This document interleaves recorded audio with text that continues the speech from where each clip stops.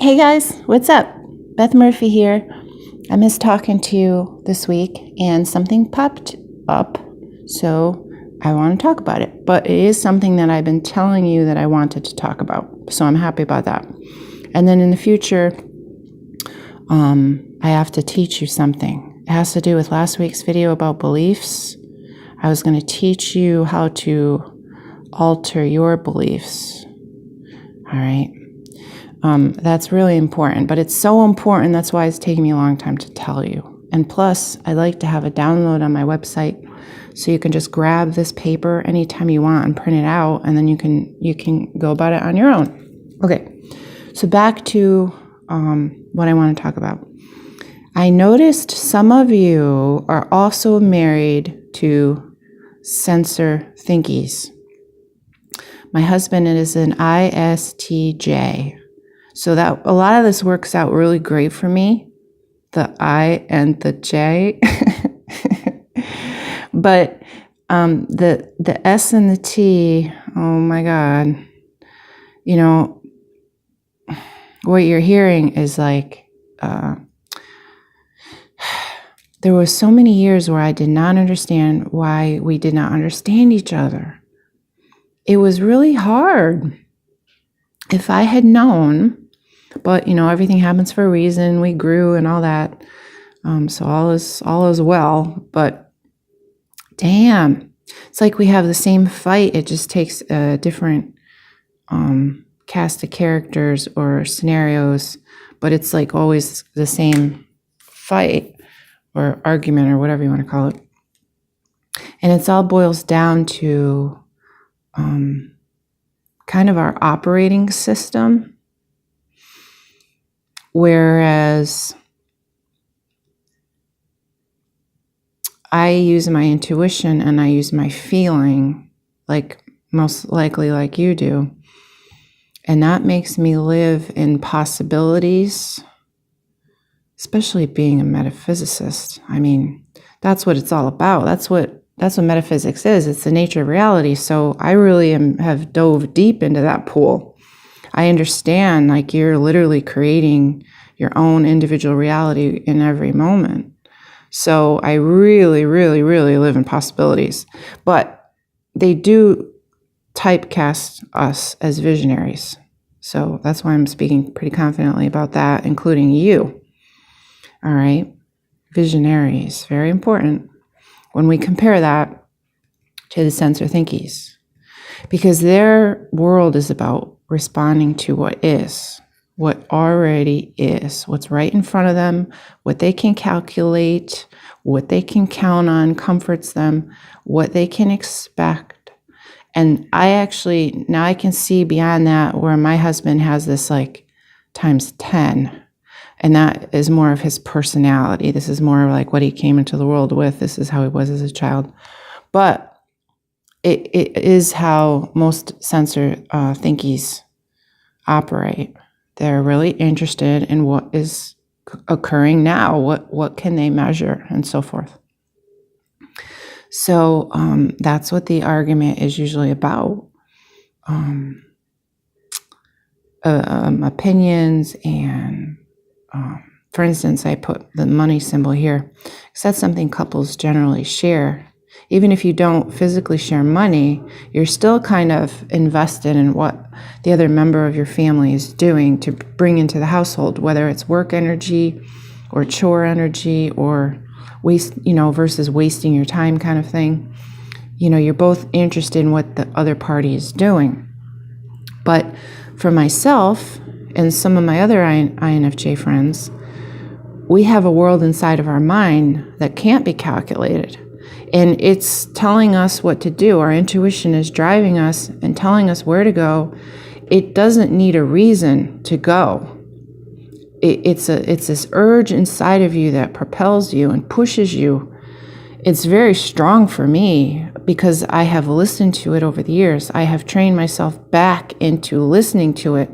When I was a child, I was talked out of it, out of listening to myself because it was inconvenient or it wasn't what other people wanted.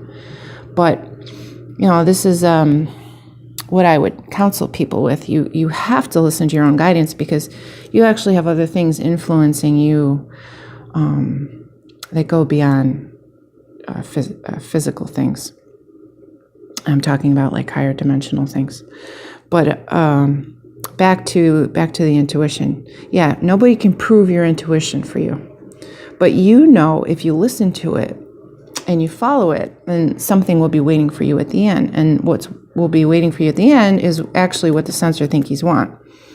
They want the dollars. They want the new job. They want whatever they have their mind set on. You just might have a different way of attracting it that doesn't fit in with the way that the general idea is. 80% are sensor thinkies. They have a general pattern that they're following. You do this, you get this. You go to college, you get this. And then there's the rest of us kind of breaking out of the pack and doing our own thing and thinking our own thing and carving our own way and beating down our own path. Now, there's something to be said for both of these types. And this is what I want to get across, so I don't sound like a rant. I feel, as always, that the world is perfect as it is. You've got all kinds of people on it. I like my world. It's like the worst world ever. My scribbles. You've got a percentage. This is us. And then you've got, the rest. You can't have all visionaries. You'd have a bunch of beautiful, happy people walking around daydreaming. And everything would be in chaos, in my opinion. The street lights wouldn't work. You can imagine. And then, but again, now if you had 100% that were doing the sensor thinking part, they would keep regurgitating what is and not have as much independent thought. All right. So I really feel that there's an evolution of the planet in addition to our own individual evolution. And I believe that everything's perfect as it is, and it'll change as needed. But right now, just because it is just 20%, then that tells me that's all that we can handle right now. Because we all want to progress, and we kind of, I imagine our arms are all linked together. Like we all kind of want to progress together. So I don't see anything wrong with this, but now the question remains, what do we do? I'll tell you what I do with my husband. Since he likes accountability and he likes records and he likes physical evidence, I give that to him. Now, I've been freelancing for a while. He did not realize that I was actually making the same money I always made when I had a job where I was an employee and other people lined up my work for me. All I did was show up and the money was there. I always tell my husband that, like, you don't understand how hard it is to, not hard, but effort went in. If you can make your own money and no one's giving it to you, there's a lot of effort behind that, So I was actually making the same money I always made, which is the same money that I thought I was making, but he didn't see it like that because I would give him a large chunk here or a small chunk here, just adding it to our family kitty. And also I would take into account abstract things, things I couldn't really, I couldn't bring home on a piece of paper like he brings home, a check on paper. That's not what I was doing. I was, instead of a contractor, maybe I'll save you $1,500 and paint, in addition to whatever I was bringing in. So what I needed to do on 2 separate years, and this was before I knew I was this or anything about Myers Briggs, I went back into my records in the checkbook and I'm like, here, I told you, here's 1,000 here, here's 500 here. And then wouldn't you know, if you divided it by 12 or 52 weeks, it was exactly what I thought it was. And but what can I say? This is his operating system, so I don't take it personal. I don't take it personal. I used to. So that's how I get around that now. I'm just ready. I'm ready with my answers. I'm like, hey, if you want me to be available at home for the tenants or whatever, here's what the sacrifice is, or here's what I'm making in return or whatnot, or, whatever scenario. But that's what he needs. That's what he needs. It doesn't really bother me because I know that he can't see beyond what is, and I can. I'm always coming up with clever ways to save money, whether it's at the grocery store or in my life. We do realty, and I had an incident where I added $25,000 to one of our houses to sell because the realtor didn't see something I saw, and now we have people come into the showings and everything. I see my value as different. It's not on paper. So what are you going to do? Sometimes you have to just repeat yourself, and if they're going to wake up to it one day, they just will.